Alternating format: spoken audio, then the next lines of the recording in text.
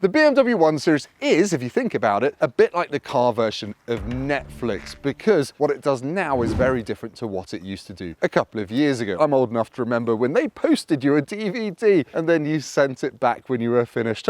How quaint. Likewise, the 1 Series used to be a rear-wheel drive sporty hatchback, and now you could argue it's just a front-wheel drive Mini in a business suit. The one good thing about the BMW 1 Series front-wheel drivification is it's given us this, the 128 Ti. It's the German company's only ever front-wheel drive hot hatch, a rival for the Golf GTI. And it's a pretty rare car, to be honest, but most points buyers have snaffled up loads of them in the past couple of months. So I've come down to Portsmouth to try one out, to find out if it's a future cult classic BMW or it's a bit love film. Do you remember that?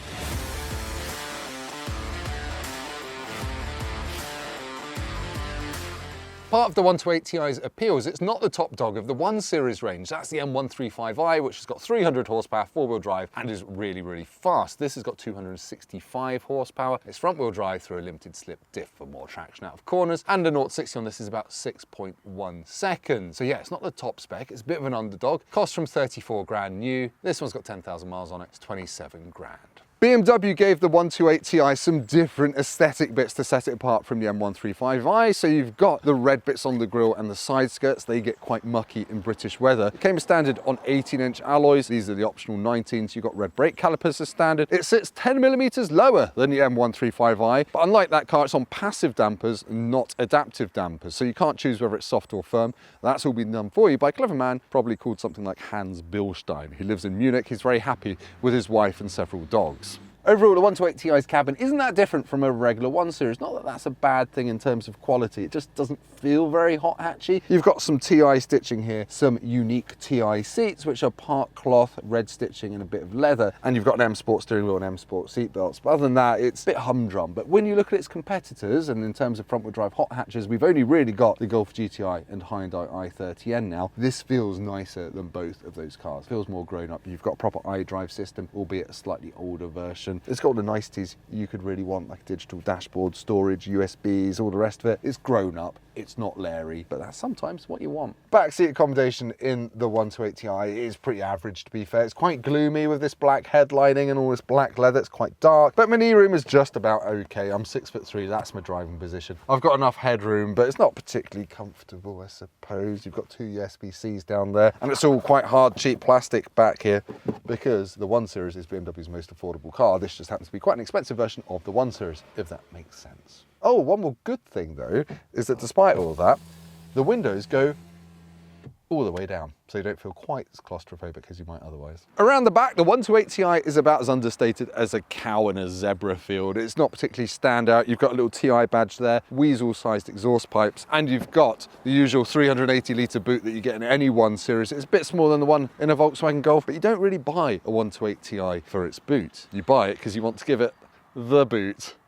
As in driving it. Should we go and do that? Right, we're going to go for a drive in the BMW 128 Ti. And I guess the big question is, how well does it hot hatch? And yeah, the first thing you find out when you plant the accelerator is it is seriously fast. The engine might not have the same pop and banging character as the i30N's engine, but this feels very, very strong. It's got a real flat, strong spread of torque across most of the rev range, which means you don't have to change gear as often, which is good because the automatic gearbox is not a dual clutch, and it can be a bit slow to change up. But yeah, this is one very rapid car. Now, where it isn't quite as good as the Hyundai i30N, even the Golf GTI, it doesn't feel quite as playful. Those cars, they both kind of move around on the brakes a bit. And when you're on a racetrack, and I've been on racetracks with both those cars, you can trail brake and skid the car sideways. And it's very childish, and you don't want to do it on the road, but this won't do that. It's very nailed down,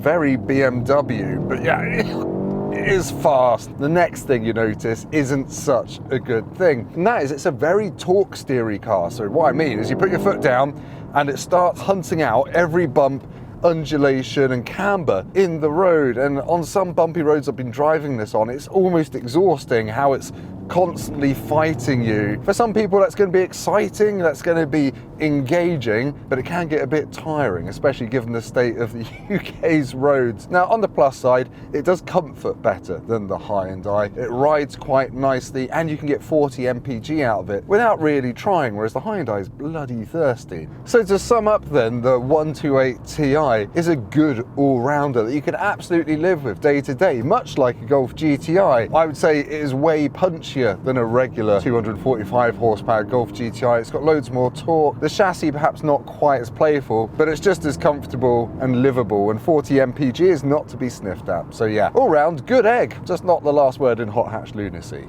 Let's go back to me for a full conclusion, as in full, not you're a fool, Tim Rodey, although I am.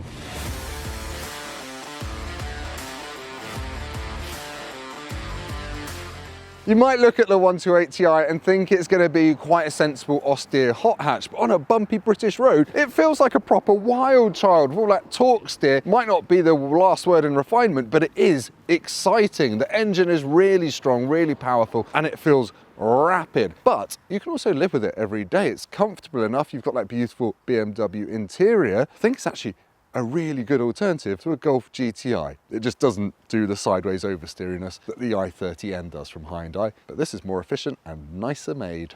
If you've liked this video, please hit like, subscribe to the Motorpoint YouTube channel to show your appreciation for me having to stare into the sun for this stupid camera angle. See you next time. What? You just leave me alone with my red bits. Ooh, hello.